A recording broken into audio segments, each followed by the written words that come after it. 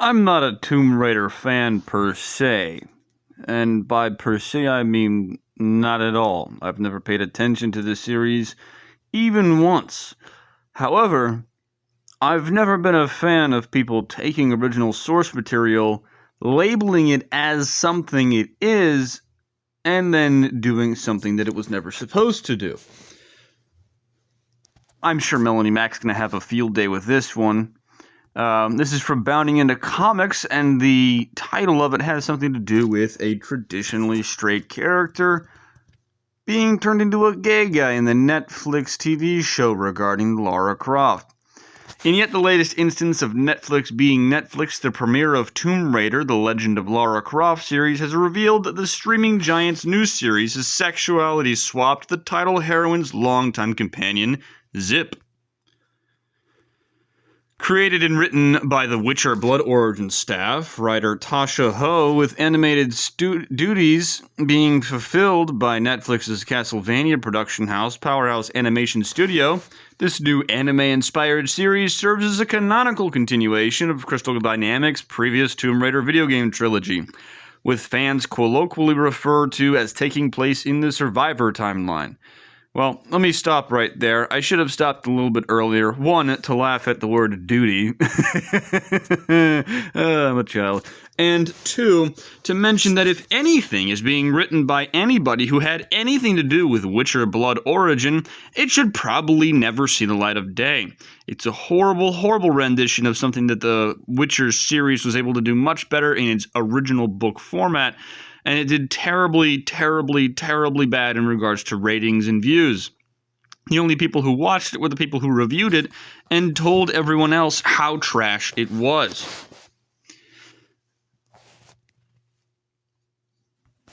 Let's go ahead and get into the rest of this, shall we? Notably, though, Netflix has taken to calling The Legend of Lara Croft an outright anime. It should be made explicitly clear that the series features absolutely zero contribution from the Japanese animation industry, nor any of its related creatives. And rather than a solo mission, so they're not even accurately advertising the type of animation that it is, they're calling it an anime, yet there's zero actual connection to anime at all. And rather than a solo mission, Lara's latest adventure sees her coming to rely on a number of allies, including the heroine's main companion in the aforementioned video game trilogy, Jonah Maeva, her newly introduced childhood best friend, Camilla Roth, and the Survivor timeline incarnation of the series' mainstay Zip, the last of whom has been significantly changed compared to his previous appearances. Of course, they have to give him some sort of fur coat, and they have to make it look like he's some sort of slay girl type of gay.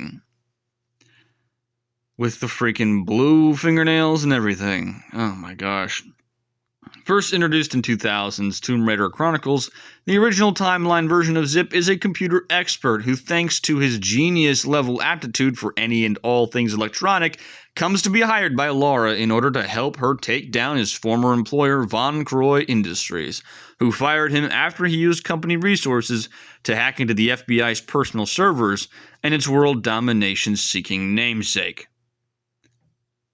A separate but nearly identical version of Zip would later appear into Legends Timeline's entries, Tomb Raider, Legend of Tomb Raider, Underworld.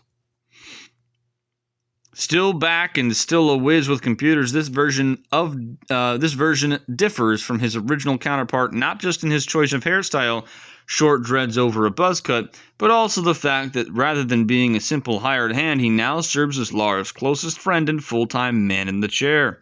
And to the point of this article, the Legends timeline Zip is also confirmed as canonically straight, as upon walking into Croft Manor, located monitoring room in Tomb Raider, the player has a random chance of hearing Lara scold her friend, "Stalking our ex-girlfriends, are we?"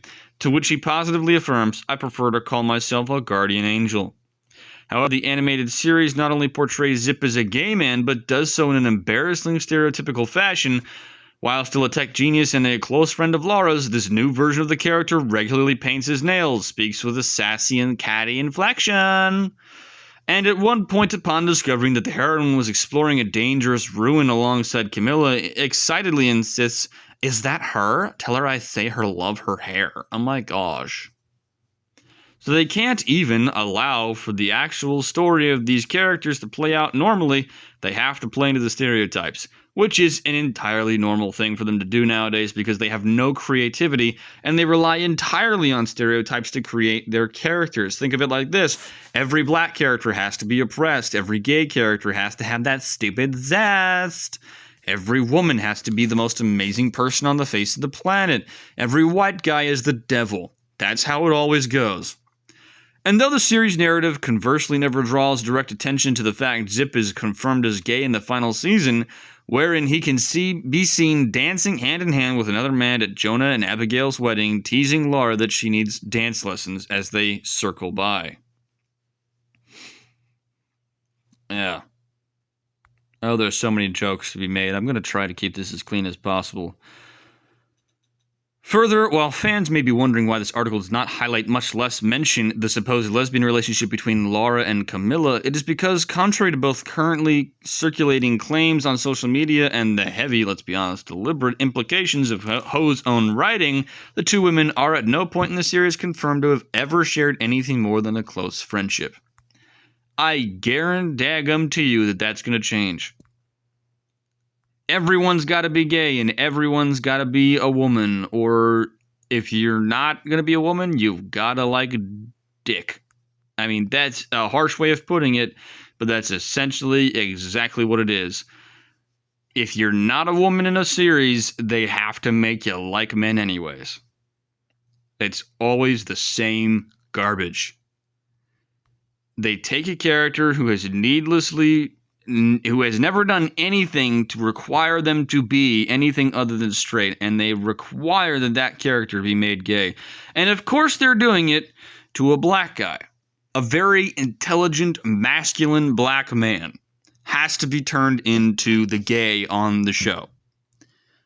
This is deliberate programming of making you look at someone of Zip's stature, his caricature, and making you deliberately think that is gay. Anytime you see anybody who happens to look similar in nature, it's all programming. It's all an attempt to get you to think that this is completely normal and that you should actually praise and worship them for having the ability to like people who have the same sex. That's all it is. It's a disturbing, disgusting attempt at twisting people's arms into supporting things that they don't really care about, and they never did. It's always stereotypical writing, and it's always bad. I hope you guys enjoyed this video. If you did, make sure to leave a like, comment below your thoughts, share this video out there with your friends. I hope you guys have a great day and a great rest of the week.